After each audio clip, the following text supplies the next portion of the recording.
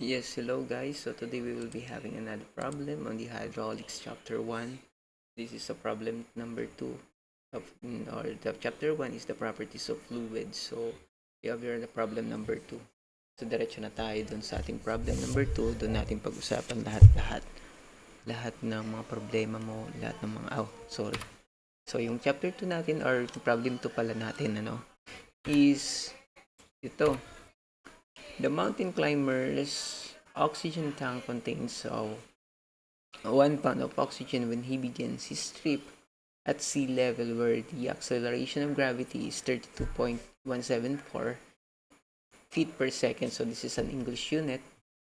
Okay, so in feet that is 29, yung height ng Mount Everest is 29,031.7 feet.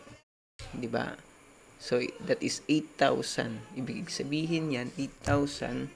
Kung halimbawa, nasa 8,848 na lang, divided by 3. So, that is 2,900. Diba?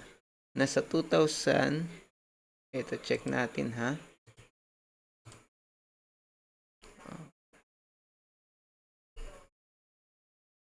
That is 2,940 or 2,900 na lang sa 2,900 floors.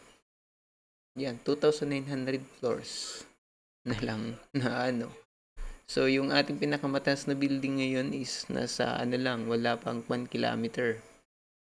So, 1 kilometer, that is 900 meters lang. So, wala, hindi pa nangangalahati, di ba? So, what is the weight of the oxygen in the tank when he reaches at the top of the Mount Everest where the acceleration of gravity is 32.082 feet per second squared? Assume that no oxygen has been removed from the tank. It will be used on the descent portion of the climb. So, dito walang oxygen na ginamit, So, ibig sabihin, pero napaka-imposible yan pag wala kang gamitin na oxygen doon. Pero mostly naman talaga sa mga climbers, pag maganda lang yung weather, wala talaga silang ginagamit na mga walang oxygen na ginagamit. Of course, kasi doon, kakapusin ka na ng hininga. Kaya you need to also to bring an oxygen papunta doon. Kasi syempre nga, makakapusin ka ng hininga kasi syempre mataas na yun kulang na doon yung doon, hangin ba? Masyado nang manipis yung hangin doon. Okay, so yun, solve natin to. Yung tinatanong dito is what is the weight ha? Yung weight. Yung problema natin dito, yung weight. What is the weight of the oxygen in the tank? Okay? Okay, so ganito natin isa-solve to. Solution. So this is a weight, 'di ba? Weight times the weight is equal to mass times the gravity. So yung weight natin is 1 pound, 'di ba? 1 pound ito. Yung mass natin is unknown. Given tayo ng acceleration due to gravity na 32.174. So that is given, that is at sea level. Syempre pag tumaas na siya, iba na yung kanya magiging acceleration of gravity. So iba na 'yon. So yun, kailangan muna natin kunin yung mass. Yung mass natin is ito. 0.3108. So bakit kailangan natin kunin yung mass? Kasi yung mass hindi siya nagbabago. Siya lang yung nagbago. Hindi naman. Yung mass kasi talaga hindi siya nagbabago. For example, pumunta tayo dito tayo sa Earth. Kung nandito tayo sa Earth, yung timbang mo, yung bigat mo yung weight mo is 50, sabihin natin 60 to, sige. Sabihin natin 60 na lang, 60 kilogram. Yung 60 kilogram, sabihin natin, i-convert natin yan ng mass mo. Sabihin natin yung mass mo is magiging na lang yan. 60, di ba? 60 kilogram divided by 9.81. So, sabihin natin na okay. So, that is basta sabihin na lang natin 60 yung timbang mo. That is your weight. That is your weight. naka-base yun doon, yung ano mo, yung weight mo na 60, naka-base yan doon sa acceleration of gravity na 9.81.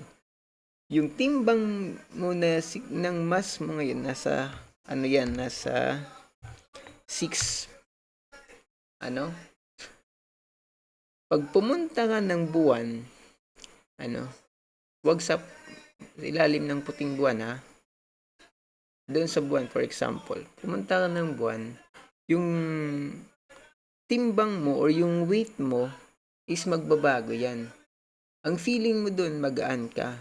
Kasi yung specific gravity, yung acceleration of gravity doon sa buwan is masyado nang bumababa. Ano, kaya magaan. Magaan ka doon. Yung weight mo doon is magaan. Pero yung mass mo is ganun pa din. Hindi nagbago yung bigat mo, yung ano mo talaga, yung actual mo, yung real na timbang mo or yung bigat mo talaga is hindi talaga siya nagbago. Yun yung mass. Yung mass is hindi siya nagbabago.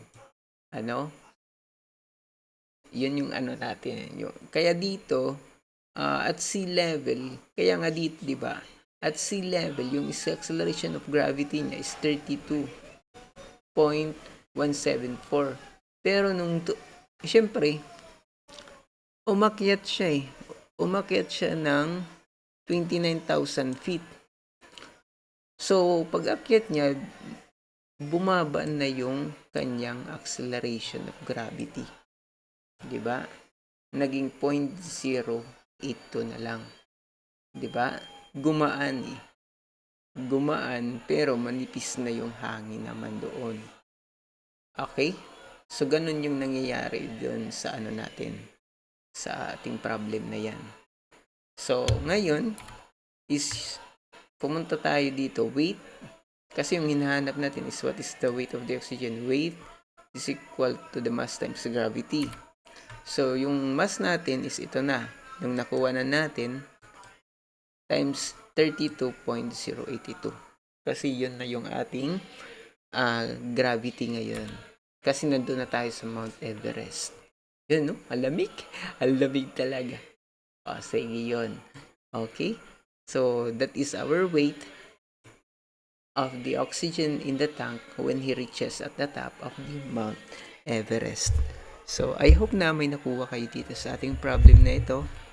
Okay, so panimula pa lang ito ng ating problem, ano?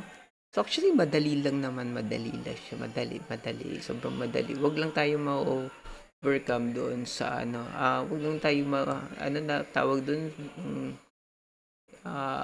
masyado nyo kasi inu-overlook pag nakakakita kayo ng mga word problem. So yun, kailangan natin isanay yung sarili nyo sa mga worded problems. Although madali, pero pag hindi nyo alam yung word problems, is medyo mahirapan kayo talaga mag-interpret. So I hope to see you next time sa ating mga video. So click nyo na din ang subscribe, ano? Thank you.